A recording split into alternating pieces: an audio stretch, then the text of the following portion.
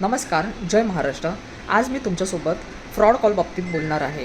कालच संध्याकाळच्या दरम्यान मला एक कॉल आला आणि तो कॉल माझा चुकून माझ्या मुलाने उचलला.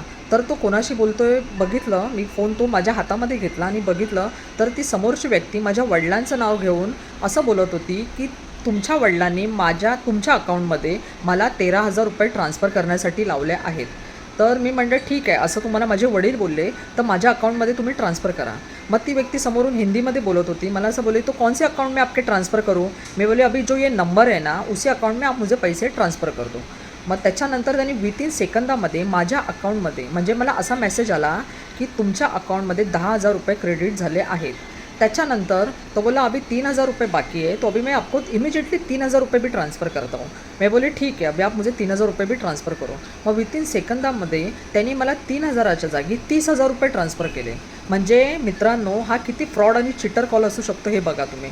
मग 30,000 रुपये ट्रान्सफ़र केल्यानंतर मला तो असं बोलला, अरे बापरे, आपके अकाउंट में तो गलती से अभी 30,000 रुपये गए, तो अभी एक काम करो, आप जो 3,000 रुपये ले लो और 27,000 रुपये रिटर्न मुझे आप दे दो, कॉल करो, मतलब ट्रान्सफ़र कर दो जीपे पे.